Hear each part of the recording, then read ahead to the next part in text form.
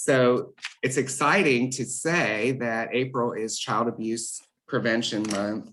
And one of the issues in the prevention of child abuse, as I'm sure you're all aware, is that it's not something people generally want to talk about. Sometimes people feel like it's not their problem or a problem that's relating to their lives directly, but the fact is that it's a problem for all of us. So I'm really excited to be in a Zoom room full of change makers today. We want to hear a little bit more about the 5 protective factors, because what we know is when families have the 5 protective factors in place, it strengthens their families and it does reduce the occurrences of child abuse and neglect.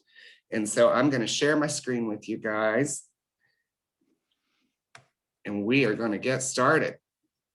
All right. Can everybody see the screen? Yes. All right. Sounds great. So just wanted to share again a little bit with you about some of the things that we're working on here at One Place. And you can find this information on our website as well. We are focused on trying to solve 3 problems in the Onslow County community. And those problems include child abuse. And as you know, child abuse is a complex problem. It has long-lasting harmful effects on the person, of course, who's being abused, but also on the community as a whole. Certainly it happens more often than people imagine. And we really need to recognize that child abuse is not someone else's problem. It is all of our problem. And again, that's why it makes me so excited to have a room full of people who are interested in hearing a little bit more. One of the other problems that we're trying to focus on here at One Place is around mental health, because what we know is that when children suffer adverse childhood experiences, or ACEs, and of course child abuse and neglect is one of those, they may have challenges for the rest of their lives in forming healthy relationships, being able to regulate their emotions, and living a physically and mentally well life. And the other problem that we try to focus on here at One Place is helping families to find resources. Oftentimes families don't know where to go for help and the resources that they need. So as families move into our community, it can be difficult for them to know what we have to offer and where those things are. And so one of the things we focus on is connecting families with those resources. And here are some of the resources that we offer. We have a set of programming that we have aligned with trying to face those 3 issues that we were just talking about. One of the programs that we offer is Child Care Resource and Referral, which is really a hub of information for families that can connect them with high quality childcare. It can also help them to answer questions about what high quality childcare looks like. It can help them to get referrals and really can be a place where they can ask some general questions about resources available in the community.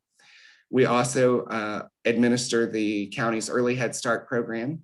We have both a home visiting based program for younger children, and then we also have a center-based program. We administer as well the county's NC Pre-K program, which is for children who are 4 years old and are not quite turning 5 yet. It does have degreed teachers and it does follow a curriculum. And the same is true for 3 school, but it's for the grade below that or for the age below that. We have a set of literacy programs that we implement in the county, including Dolly Parton's Imagination Library, which is a free book gifting program in which children birth to 5 years old can receive a free book every month right up until their 5th birthday. We also have story walks at the park. We have little free libraries, which are the Give a Book, Take a Book program, and we do book drives. We do work closely with the county's subsidy program, and we help parents get referrals to the county's subsidy program. We offer our Triple P Positive Parenting program, which is an online service that parents can take at their own pace, 24 hours a day, 7 days a week, that offers some information and some strategies that parents can use to help their child be able to socialize and be able to be successful in different settings. We offer our training and technical assistance program, which is a program in which we have professionals who go out to early childhood programs and work with them to ensure that high quality learning is happening.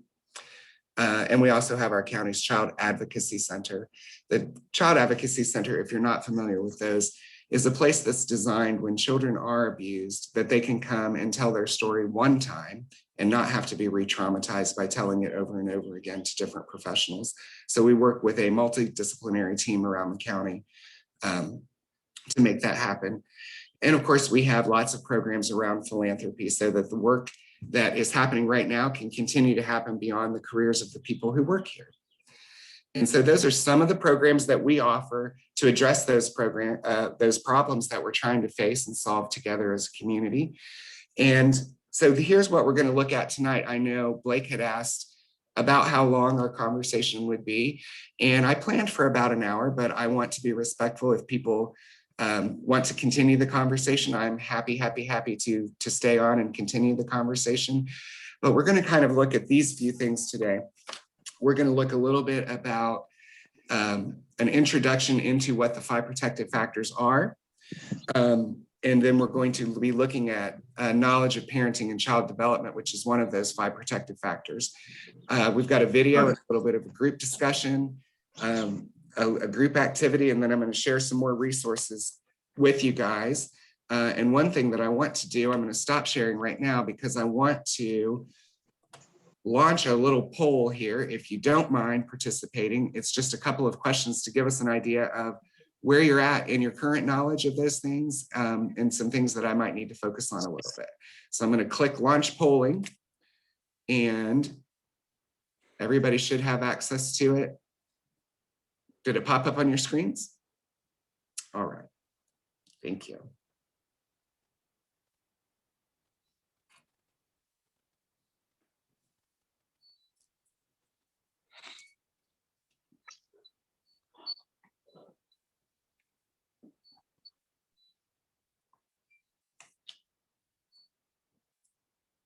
So just let me know when you've had a chance to answer those couple of questions. I'm good. All right, it looks like we've got 4 people, so we've got everybody. And it looks like we have a pretty good mix of people who have some information about the 5 protective factors and people who this is new information for. And the same thing, looking at rating your knowledge of parenting and child development. We've got people who are kind of in the mid-ground and people who feel like they have a pretty good knowledge of that. So I appreciate you guys participating in that. I'm going to share the results with you so you can take a peek. Are you able to see those results? Perfect. Let's see, it looks like Susan is joining us. Hi, Susan. Hello, sorry about that. I'm a little late. Oh, no, we're glad you're here. We're actually just getting started. And so you've tuned in at just the right place. So we're going to be talking a little bit now about what are the 5 protective factors. And, I want to thank again everybody for attending with us tonight and taking time to chat about the importance of the 5 protective factors and what those look like. So some people at the beginning had asked, well, what is a back porch chat? We haven't done one of these before. So I started that conversation by sharing what it is not. It is not a training. It is not something that you're going to get a certificate per se at the end of, but what it really is a facilitated conversation. And so it's going to be a place where we can listen to each other. We can have the opportunity to share our own experiences and the truths that we have experienced in our lives, contribute thinking and experiences and ideas. And so I'm going to be asking you guys quite a bit as we go through the conversation tonight to share and to be able to give some ideas to ourselves and to each other about parenting. So what are those 5 protective factors? So a little background, the 5 protective factors was developed by the National Alliance of Children's Trust and Prevention Funds. And what they originally developed was the Strengthening Families Protective Factors Framework. And so that's a national and an international initiative. And it's aimed at developing and enhancing 5 specific characteristics, which we're calling the 5 protective factors, that will help keep families strong and help to ensure that children are safe from abuse and neglect. And so one of the things to think about as we look at the 5 protective factors, that we're really trying to focus on having a strengths-based lens. And what I mean by that is when we're looking at families, we're trying to think about the things that they're doing well and how we can support them to continue those things that they're doing well, but also provide them resources for things where they may not be doing as well. And so we may look at a family and we may see that from our perspective, maybe their house is cluttered or not as clean as we might keep ours. But what we also might see if we take a strengths-based lens is that everybody has clothing, everybody has food, everybody has some, or at least the children have some toys to play with. And so really trying to focus on what it is that families already have in place that are making them successful, and trying to figure out what resources we can offer to support them where maybe they're not as successful. And so thinking about that strengths-based lens, the Alliance came up with these 5 protective factors, and I want to walk through them a little bit with you. And I know at this part of the chat, I'm doing a lot of talking, but I promise you're going to have a turn to talk quite a bit as we go through here. So the 5 protective factors are what you see on your screen here. And the first one is social and emotional competence. So this is the only protective factor that is really focused in on children. The rest of the protective factors are focused in on the adults in the families. And so social emotional competence, we're talking about knowing that children's early experiences of being nurtured and developing a positive relationship with caring adults affects all aspects of their behavior in their development. And so what we want is for children to be able to have those positive relationships. We want them to be able to have positive experiences attaching to adults. We want them to be able to recognize social emotional language and cues in themselves as well as in other people. And so those are some of the highlights that we're going to be talking about in social emotional competence. And as we go throughout this month, we will be looking at each of these 5 protective factors. Today, we're going to focus on knowledge of parenting and child development. So knowledge of parenting and child development as a protective factor, what we know is that children really thrive when parents provide not only affection, but respectful communication, active listening, consistent rules and expectations, and safe opportunities that promote independence. So we're going to talk a little bit more in depth about that one today. The other protective factors that we'll look at are social connections, because when parents have a social network of emotionally supportive friends, families, neighbors, church community, whatever that connection looks like for them, often it's easier for them to care for their children and easier for them to find resources and easier for them to find support in times of crisis. We're also going to look at concrete supports throughout the Back Porch Chats. And in a concrete support, we know that families who can meet their basic needs, so we're talking about food, shelter, clothing, transportation, when you don't have those things to worry about, then you can start thinking about some of those other essential services like childcare, healthcare, mental health services, things that are just a little bit beyond those basic needs. Because what we know is if you're thinking about where your next meal is coming from, you're not thinking about how nurturing that you are being and what your conversations and interactions are looking like with your children. And then that 5th protective factor is around parental resilience. Parents who can cope with stress, especially the stressors of everyday life, as well as the occasional crisis, have resilience. And so they have the flexibility and some inner strength to be able to bounce back. So when we're talking about Onslow County, one example that we could use is during a hurricane situation. If you have the flexibility and kind of that inner strength to be able to keep yourself emotionally regulated, you're going to be perhaps more successful in being able to reach out and find the resources that you need and be able to bounce back and help your whole family bounce back when things are not going so well. So that's a little bit about the 5 protective factors. And I'm going to show you a video from our friends at the North Carolina Prevent Child Abuse. And it goes in a little bit about the protective factors and starts talking with us about the knowledge of parenting and child development. So let me stop that share and switch over.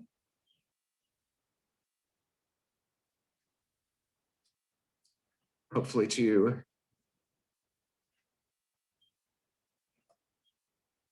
all right.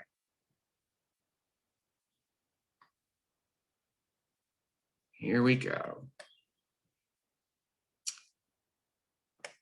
The sound is being affected, so give me 1 second.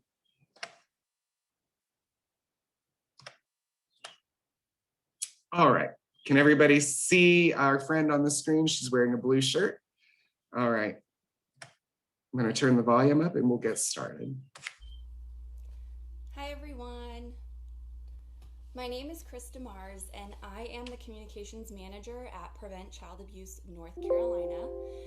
Prevent Child Abuse North Carolina continues to ensure that prevention is a priority and that all communities have the knowledge, skills, resources that they need to prevent child abuse and neglect at the local level, especially during stressful times like this. So you might be thinking, how exactly do you prevent child abuse and neglect? And one way we do this is by enhancing and increasing attributes that are proven to strengthen families and are linked to a lower incidence of child abuse and neglect. So these attributes are called the protective factors. They're conditions in families and communities that actually increase the health and well-being of children and those families. They serve as buffers, helping parents find resources, support, and coping strategies that allow them to parent effectively, even under stress, which is more important now than ever. So throughout April, which is Child Abuse Prevention Month, we're highlighting one protective factor each week to educate and encourage conversation around what it means to invest upstream in child maltreatment prevention strategies.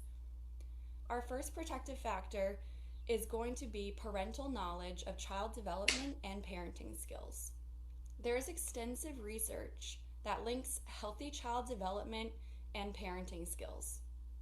When parents understand their child's developmental stages and appropriate expectations for their behavior at that stage, they can see their children in a more positive light and help promote healthy development.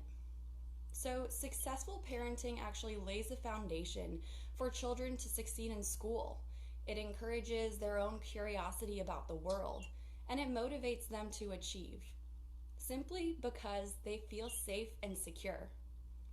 Children thrive when parents not only provide affection and care and attention, but also respectful communication and listening, consistent rules and expectations, and safe opportunities that promote their children's independence.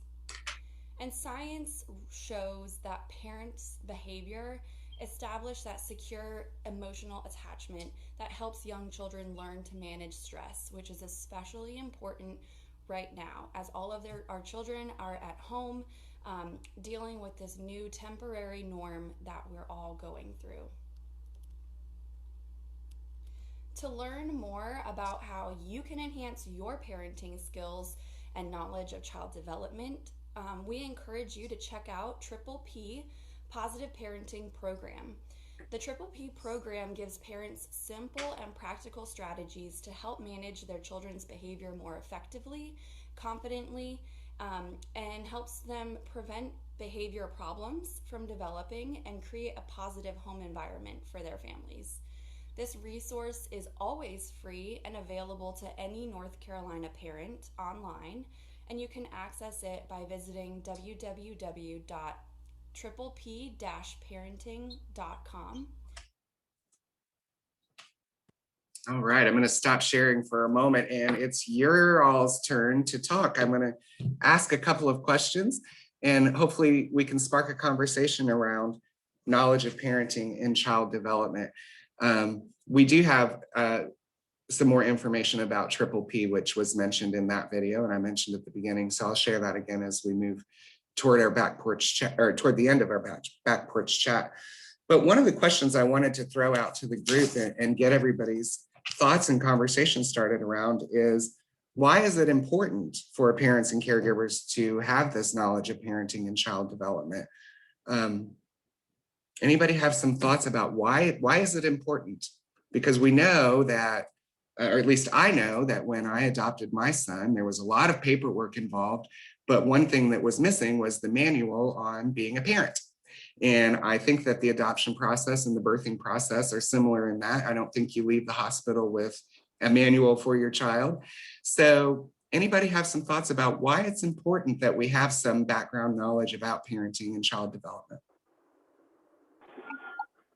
Having examples is like having examples and things like that that you can go off of would definitely kind of benefit to kind of guide what you're doing for your kids, helping their development, looking at different things. So having necessarily not like a guidebook or examples for me, I'm not the most creative guy, but if there's examples, now that's something that I can use to strive my kids' excellence down the road. That's one of the things when I did the Triple P course. I just finished it on Friday. It was really helpful because it had things like that, like examples, like, oh, I didn't really think of that. To de-escalate a situation or even appraise a situation, just things that you didn't think about. So it kind of, if having that knowledge is just going to help you prepare yourself for any kind of those situations that might be kind of uncomfortable or things you just don't know what you could do.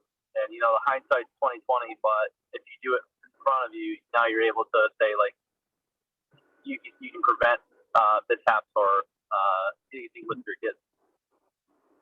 Blake, that is so exciting that you have just completed Triple P. I'm really excited to hear that. And I see, Susan, that you mentioned in the chat that you love Triple P as well. Thanks for sharing that. Who else has some thoughts around that or some comments for Blake?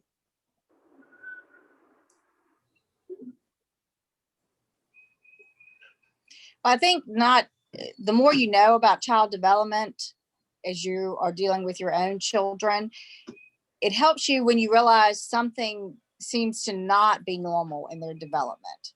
And then as you're hitting, those concerns and that your children are not maybe hitting the milestones that you're expecting, then at that point, it's time to ask questions, whether it's to your pediatrician or to, their teacher, their preschool teacher, anybody like that interacts with your kids. I think that when you know what they should, be doing, and not every child is going to hit milestones at the same time, but it's really important to know, like, this doesn't seem to be what other kids are doing their age. So when you're interacting and watching them, even just on the playground with kids, they don't even necessarily know that, to go to someone and say, my child's not climbing like all the other kids are climbing, or, even when they get into school, my child is struggling to hold a pencil or the crayons. And so that the earlier you can intervene when you've got concerns, then it's going to be so much better for your child as far as, hitting the next milestones, because exactly, what to look for. Because it's really sad when you are, like, if you're volunteering in your child's elementary school and you're dealing with a fifth grader who can't hold a pencil because nobody intervened early enough for them, or you're trying to just get them to a first grade level, but they're in the fifth grade because their parents didn't know, we should be doing something. And the school system's such a great resource when you have concerns, because they have the preschool programs, and one place has all of that you have places to go and you have resources, but it comes down to, you don't know what you don't know. So if you don't know what to expect, you don't know what questions to ask. Glenda, you have shared two powerful points. You don't know what you don't know, and every child and every family is different. There are some times when children aren't meeting milestones that it's related sometimes to cultural norms and cultural differences in families. So that's important to keep in mind. And overall, your message was really, really powerful in that just understanding what to expect can help identify when there's a concern.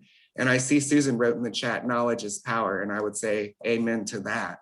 I want to share with you guys the Alliance for Children's Trust Funds had shared along the lines of this same question. Parents who have some knowledge of basic child development are likely to have more realistic expectations for their children. And without that knowledge, parents are better able to provide an appropriate amount of nurturing, supervision, and guidance. When parents understand their roles in their child's lives, meaning that parents are their child's first teachers, they can learn about specific parenting techniques and strategies, form positive relationships, and have options for appropriate responses for typical behavior. What does that make you guys think of when you hear that? I think it's certainly in line with the comments that we've shared so far.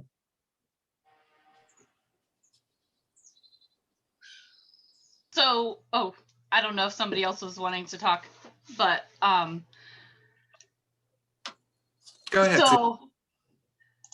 So behavior isn't scheduled. You can't schedule these types of things or any kind of any situation with a child, really. You cannot know when there's certain things that you can do to say, oh, they're getting tired, I need to do certain things, but you can't schedule some of these things. So being able to be empowered and knowledgeable about when it does happen on the spot is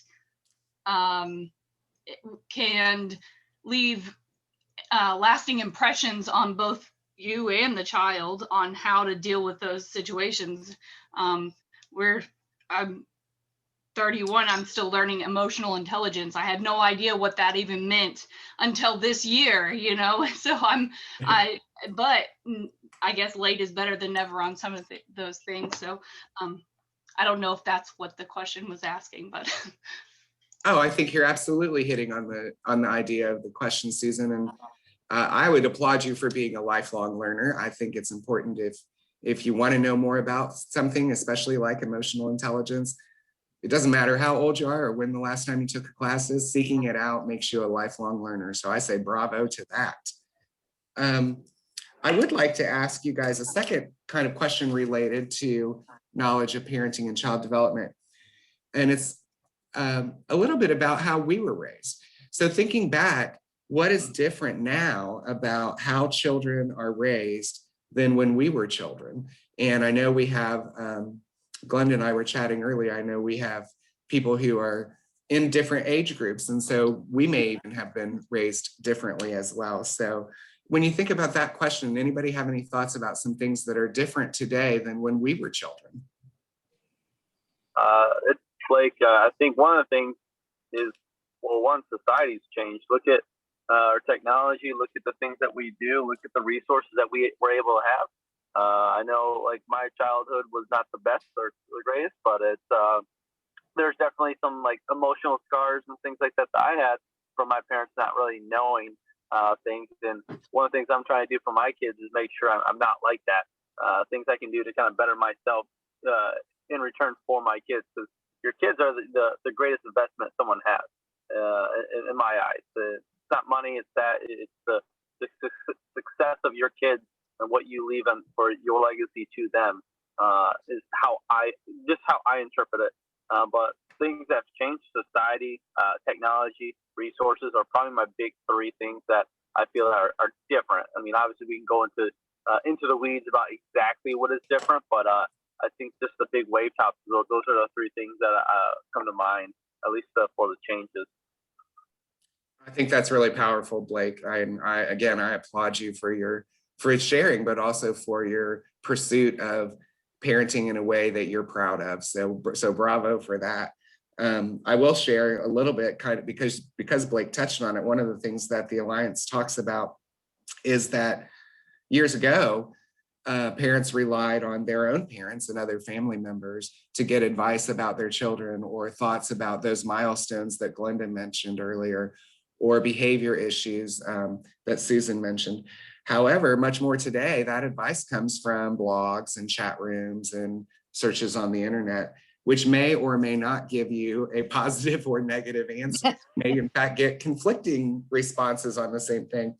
So today, parents really do have that much wider sort of assortment of places that they can look, and it can be confusing. I think it's confusing for for me, as I'm knocking on 50's door. So in Onslow County, what we know is that we have an average age in our county that's very young, and that those young people are having children, and that often, because we are a military community, those people are living far away from their families. And so they don't have access to call grandma or call mom or see mom and say, hey, my child is doing X, Y, or Z. So anybody have some more thoughts about how things are different today? Well, back when I was little, you didn't have the same parent involvement that we have now. Like, you were just expected to handle a lot of things just, on your own. And which isn't necessarily a bad thing either, because you learned how to, to cope and to use your own strategies on how, to handle situations. And, we didn't have as many opportunities either, though. Like, my kids, both sports and clubs and youth groups and all of that kind of stuff, that we just didn't have the same, exposure to. And the other biggest thing, which, Blake commented on, but just like the social media too, though, like trying to, help your kids navigate that, and the information that's not necessarily, correct. And so having to learn all of that, like he's talking about doing the triple P, having to learn all of that as someone who, didn't deal with all of that, is a challenge. So you, as a parent, I think now you have so many arenas that you have to have knowledge. Like, you just don't give your child a cell phone. Like, you have to know about the apps and all the things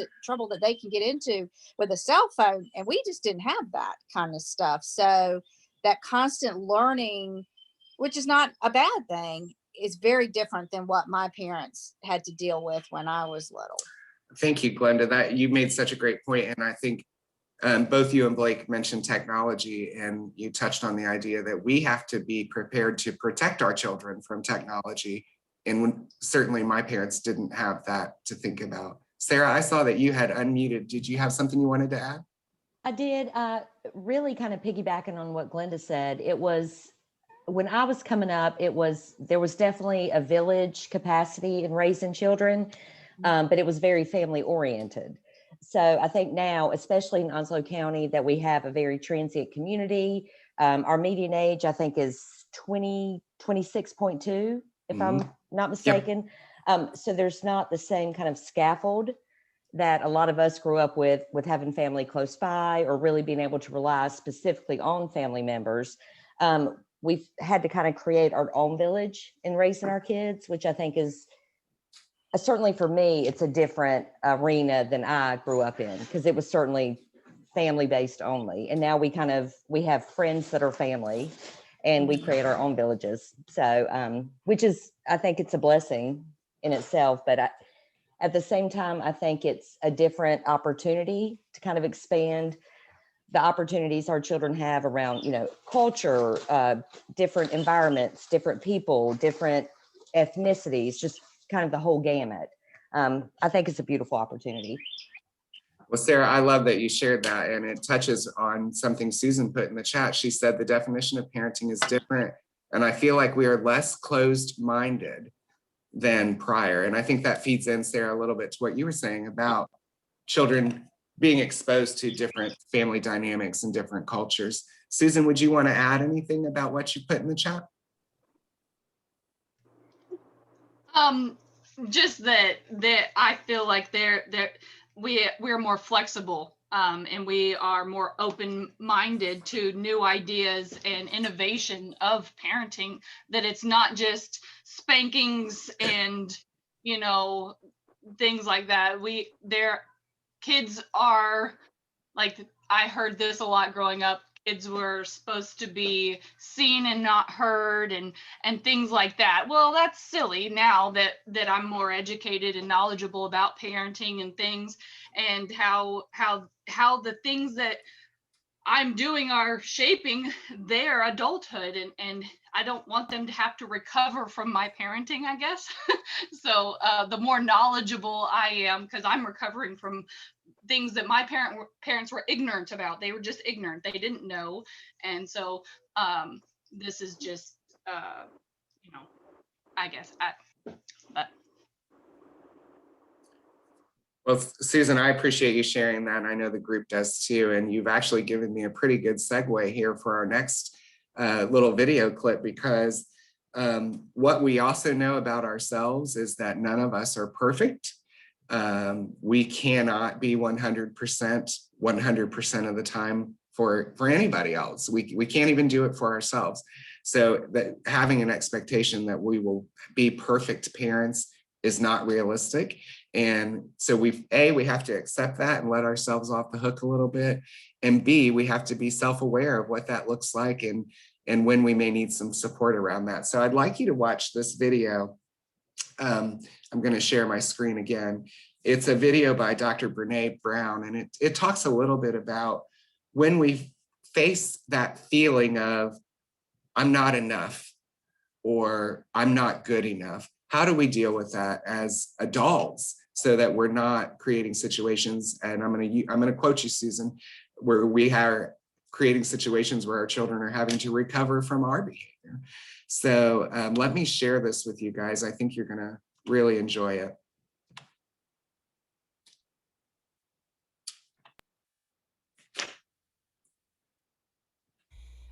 Again, that's available. We're going to switch over to the gifts of imperfection. All right. Can everybody see a gentleman playing a guitar? All right, here we go. Be More, PBS. We've all experienced the pressure to live up to other people's expectations. We're going through our lives, in our families, at work, in our communities, believing that we're not enough. And the feeling of failure when we fall short. Perfection is this idea or belief that if we look perfect, live perfect, and do it perfectly, that we can avoid or minimize feelings of shame, blame, and judgment. Dr. Brene Brown is a nationally renowned speaker and researcher who has spent the last 10 years studying connection. We are cognitively, emotionally, physically, I would argue spiritually, hardwired to experience love and belonging. And when we don't, we break. She shares her insights into being enough in the gifts of imperfection. Here's Dr. Brene Brown.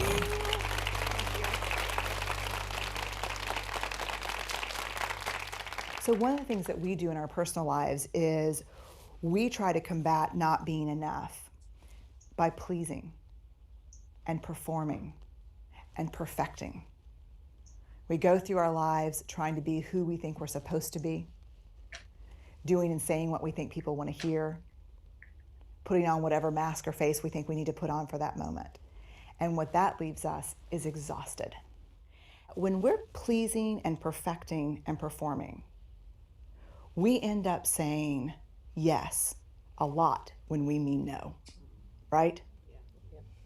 And we also end up saying no when we mean, oh, heck yes, I want to do that. I really want to do that. And you know what? Even though I have a lot of work, I want to do it now. I don't want to do it 5 pounds from now. I don't want to do it when I'm great. I don't want to do it when I've practiced. I just want to do it now. But we don't have those boundaries when we don't feel like we're worthy and enough. I have this ring. I don't know if you can see it. It's got these little spinners on it. And I bought it for my 41st birthday, the one where I aged 21 years and 12 months. And it has spinners. And my whole new thing is when someone asks me to do something now, I spin my ring 3 times before I answer. And it's my boundary ring. And what I say to myself when I'm spinning it is very simple. And it's choose discomfort over resentment. Brene, can you bring 5 dozen cookies to school tomorrow? Nope. What happens when we say, sure, I'll be glad to bring the cookies up to the school? Like, if you know me, you know I'll go right into my very high voice. Sure, I would love to. Peanut free, right? And then what happens is you're home in your kitchen and your kids want you to be kind and gentle with them, but you're like this. I hate these people. I hate these kids. I hope they choke on my cookie, you know? So how do we do things without resentment, you know? And it takes boundaries. So in the end, I think if we take away anything from the authenticity piece, it is about the courage to be imperfect, to be vulnerable, and to set boundaries. Because the whole idea of I am enough starts with enough. Steve and I, for a long time, had a list of everything we wanted, like our achievement list. Maybe a lake house. Like every other person I know, I want a bigger house with a guest room. No one will ever come. But for some reason, it's just like this draw, right, to have the guest room.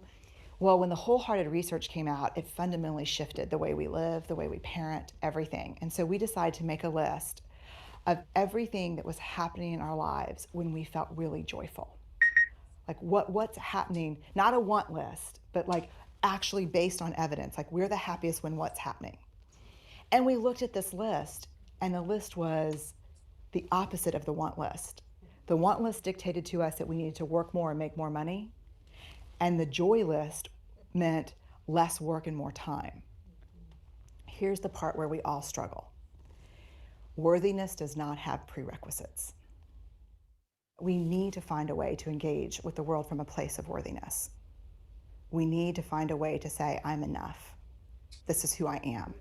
Because I literally believe that our lives depend on it. So thank y'all very much.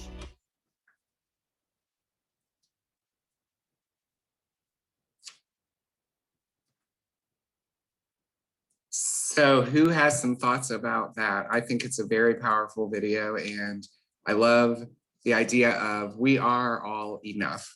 So any thoughts or reactions? And Susan, I see you asked for the video link. I will email it out to everybody after we're finished this afternoon or this evening. Oh, so I love Brene Brown. I think she is life-changing.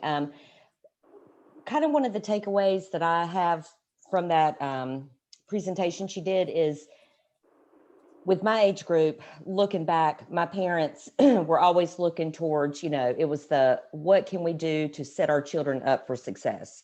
What can we do to make their lives better moving forward? It wasn't necessarily focused on the moment or finding the joy, even though we had lots of that, but it was always the end game, the end result was always, what can we do? How can we work harder, do more, make more to set them up for success and make their lives better than ours were? So I think it's a beautiful kind of turnaround of how we can actually be more intentional of focusing on the moments we have with our kids now versus what do we need to do with ourselves? How do we need to work harder to make things better in the future instead of focusing on the now? So I love it. It's a great change in thinking, isn't it, Sarah? Glenda, I saw you unmuted. Did you have something you'd like to add? the PTA, that my kids are now out of school, but I can remember, well, actually, it's really funny because I'm still a signer on the PTA checking account, and my son graduated last year. So obviously I think I've learned, but obviously I haven't learned how to say no.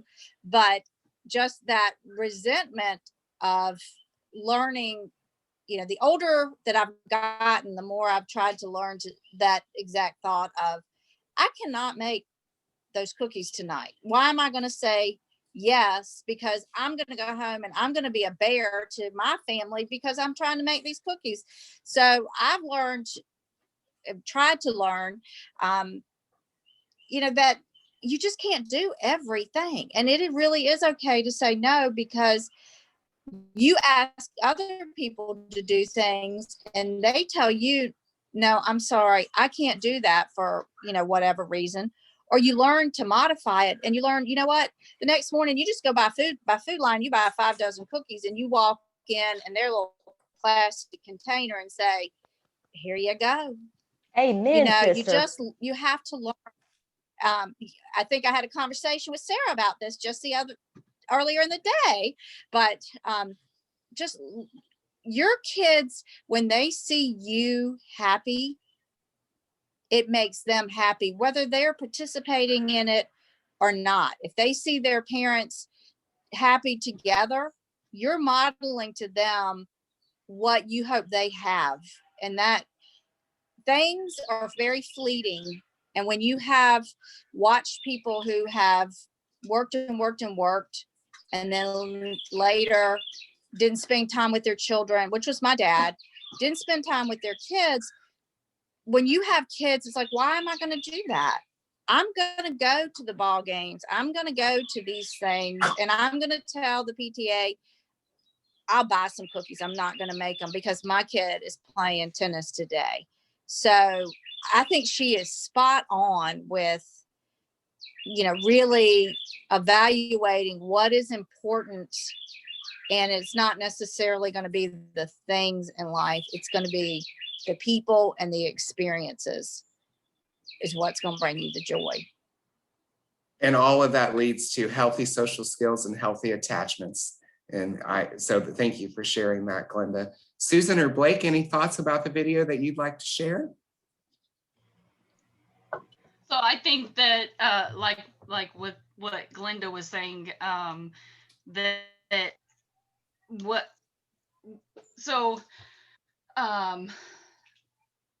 self-image, well, I don't know if Glenda said this or not, but this thought just popped into my head. I apologize. I have ADHD and I'm off my medication right now, so please forgive me.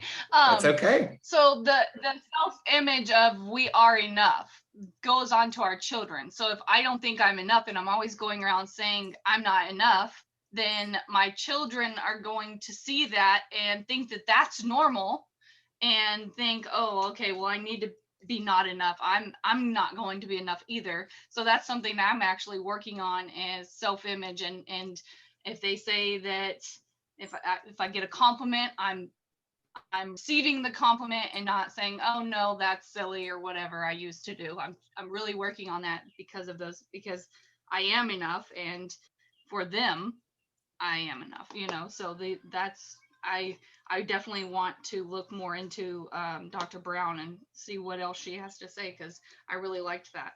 I hope they choke on my cookies. I love that. Well, I'm going to applaud you, Susan, because I think the work you're doing on your self-image is important, and it's going to pay off with your relationships with your kids. Blake, would you like to add something? I saw you unmuted. Yeah, so for me, I took that as with the videos, making sure, obviously you're going to be tested, right? Like God tested you for everything, and it's trying to see, hey, what are you going to fall into? What are you going to do?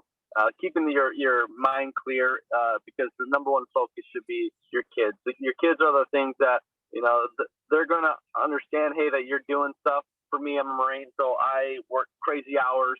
I'm a mobility officer, so I deal with moving planes and trains and automobiles everywhere. But some of the issues though is like they see that like, hey, you're doing all this, but you got to make sure like you're focusing, like when you're home, when you're doing stuff, try not to bring that home and focusing that family time, that enjoyment to your kids. That's one of the things that I've always done. Like I've had issues at work that I won't vent in front of my kids. I take it, I put it in a pocket. I talk to some other Marines or my spouse or something like that. At another time, because in your kids are always soaking up whatever you are doing. If you want them to be like, something, then you have to be like that. If you want them to do good, then you have to be doing good. If you want, this is because they're so used to that idea of, ooh, let me see what you're doing. I look up to you as a role model. Hopefully they do. And that's the kind of aspect that you need to make sure that you're listening to what they're saying. They're not just saying, yeah, or stuff like that, or on your phone, or, obviously technology is kind of blocking things, like bringing back to the same LastPass thing. I feel like this whole thing was understand, like, you do have a job to do. Sometimes you do have things that you're going to do, but try and mitigate as much as you can to focus on your kids. That's my input on it. Well, and Blake, I think that's so powerful because one of the things that we need to realize is that we are our children's first and most important teacher. And we don't always have the right answers. We're not perfect. We need to be able to accept that and enjoy that, because sometimes it's funny when we're not perfect, right? And part of that is a little bit of confusion. And one of the activities that I had planned, I'm going to alter it because of time. And Blake, I know you've got a church thing at 7. Yeah, I just want to let you know, Joe, I'm in about 2 minutes. I got to log, actually in a minute or so, I got to log off. I'm actually in the parking lot, just waiting to go in. But yeah, I got to log off here soon. I'm sorry. I do appreciate this, though.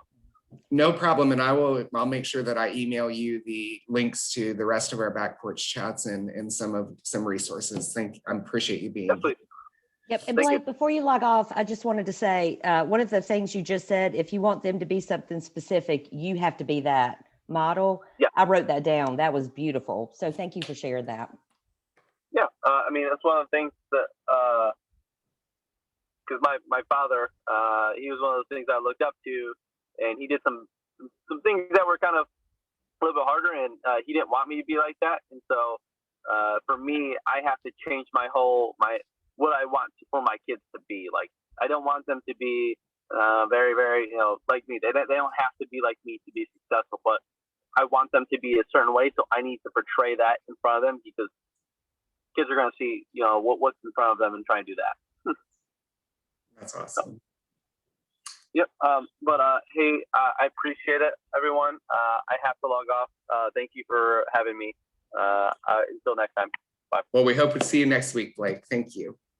Yep. Bye. And so the confusion activity was really meant to be something where you could text or email, or you could use the chat within Zoom to send some questions that about parenting that you might have had some confusion around, because we want this to be a place where people can be vulnerable and they can ask questions, and we can accept that we're not perfect and we don't know all the answers. But I also know that some people may not want to, in a group of people, say, I don't know, ... And so an example that I might use in my career, I've been a preschool teacher and I've been a kindergarten teacher. And one question I've been asked many, many, many times is about biting. And so what I share with parents about that is that biting it is not a desired behavior, but it is a developmentally appropriate behavior depending on the age and developmental stage of your child. What we know is that when kids don't have the language and social skills to express themselves, they bite or pinch or do any number of things. So for toddlers specifically, biting is an age-appropriate, developmentally appropriate response to Sarah took my doll. And I don't know how to tell Sarah not to do that. I don't know how to get her to read the message on my face. So I'm going to clamp my teeth onto her, and I guarantee she will react, and so will other people around me. So our opportunity there is to use that as a teachable moment and to be modeling language and social skills for that young person who's biting. And so biting is a question I think people ask a lot. I don't know if you guys have questions that you'd like to talk about while we're all together. And if it's something that you'd like to send me just directly in the chat because you don't want everyone to know who's asking the question, you can do that. If you feel comfortable unmuting and asking the question, we can all talk about it together. I'll share one, kind of my experience with my child. Our family is very affectionate, my immediate and extended family, very affectionate, very loving.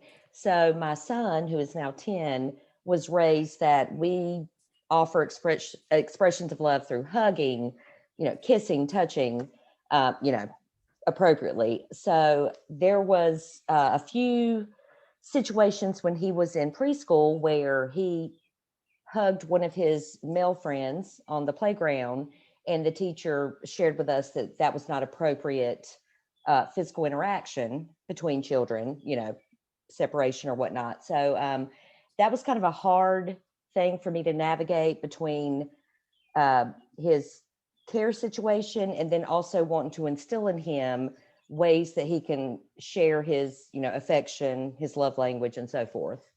I don't know if anyone else has had that kind of opportunity, but yeah, that was definitely something difficult that I had to navigate then and continue to navigate with him. That is a tricky one, Sarah, because that touches on cultural norms within your family, but it also touches on gender roles, maybe. The adult teacher, how she was perceiving that.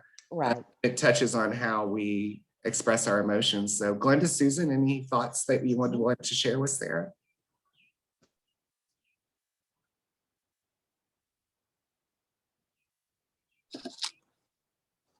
I think that's part of where things are a little bit harder, I think, now as a parent, because when I was a kid, you could do that all the time and nobody ever thought any different. And there's just it is really hard to try to walk those lines of what is normal in your family and what is acceptable, in schools. The closest thing I had to that was when my son was little.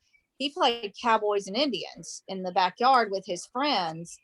And, when he was little, you couldn't even, you couldn't do that on the playground. You couldn't pick up a stick and pretend like you were playing cowboys and Indians.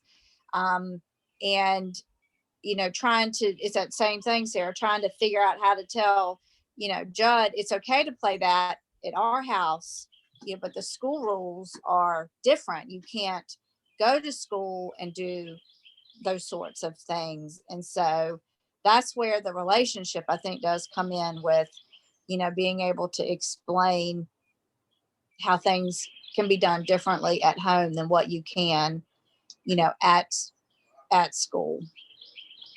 Oh yeah, exactly. And on the other side of that coin, being able to offer those expressions of affection or whatnot, but also sharing your boundaries. You don't have to hug or, high five everybody you see.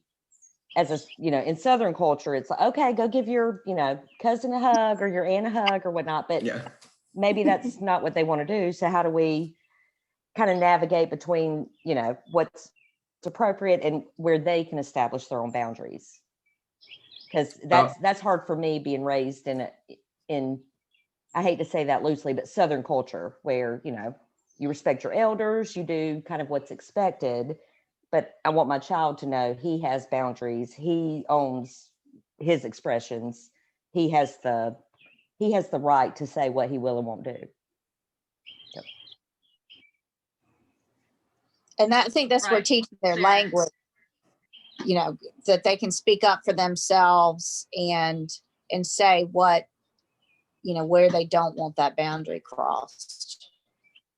You've really hit it there, I think, too, Glenda and Sarah, that children have the right to say, I don't want to be hugged, or I don't want to have to hug this person that maybe it is great uncle, Bob or whatever, but I don't want to touch him. And that's okay. And, I have the unique pleasure of knowing Sarah and knowing her son. And I would say that you absolutely deserve applause for what a great gentleman you have raised. Thank you very much. You've certainly helped in that as part of the village. Oh, thank you. Well, I want to be able to share while we have, Susan, I'm sorry, you've unmuted. Would you like to add something? Oh, I was just going to say that I tell mine that he has a bubble, and if somebody pops, like if somebody comes in and arm's length or whatever, and it's an uncomfortable situation, that bubble's been popped into, get out of there or whatnot, so that definitely they have boundaries, and I have to teach him that his bubble can't go into somebody else's bubble too, like he's got to keep his distance unless it is one of us, that is close and he knows very well. So yeah, that's definitely something to have a conversation around. So thank you, Sarah. No, I love the bubble reference you use. That's awesome. I wrote that down too, Sarah. I do want to share just a few resources with you all as we wrap up our Back Porch Chat this evening. we mentioned it a couple times throughout our conversation today. One of the resources that we offer at one place is Triple P. Triple P is a positive parenting program that is designed to help families instill strategies within their family that help children be successful around their behavior and socialization. And we offer it online. It is 100% free to families in North Carolina. And you can do that course anywhere, anytime, 24/7. You will get a graduation certificate after.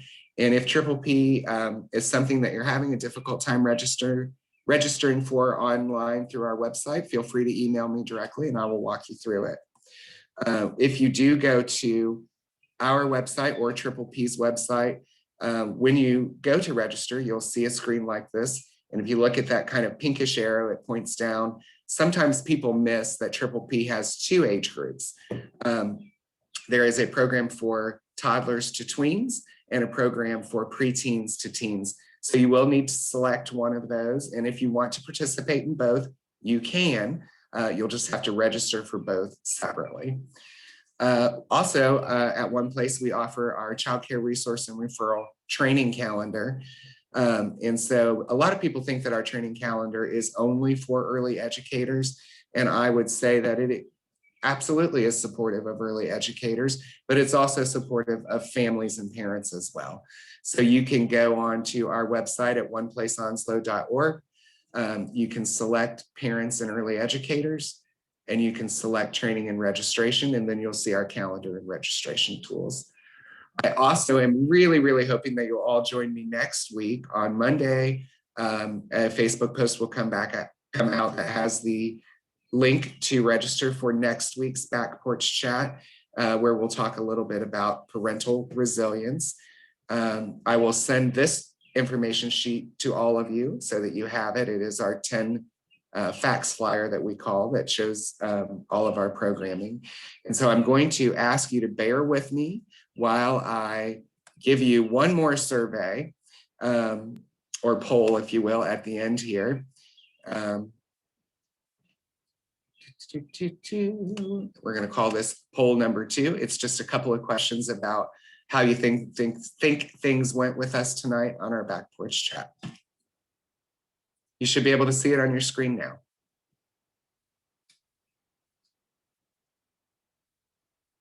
Are you able to see it?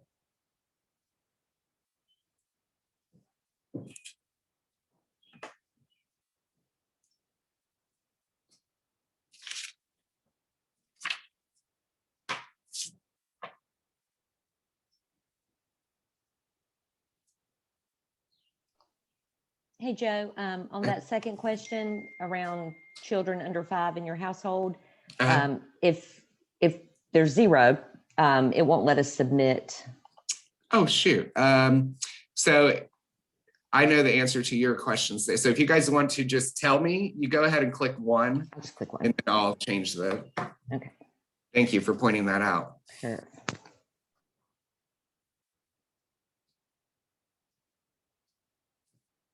Right.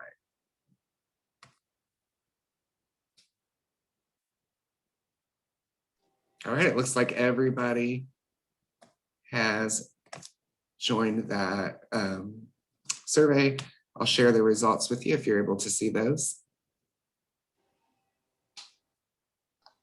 Let me hit that again. Yep. Okay, perfect. And I guess I'll wrap up this evening by asking you all if there's anything that you'd like to talk about that we didn't. While we're in the group together, we can do that. Or if you'd like me to stay on, I will be happy to do that and we can chat further. But I really, really hoping this was helpful. I enjoyed the conversation and how much all of you participated. And I hope you'll be with me next Wednesday here on my back porch. Joe, if I could ask you and Glenda to stay on a few minutes, have a couple real quick questions for both of you. And Susan, I have loved your insight. Thank you so much for sharing so much tonight. It was very impactful.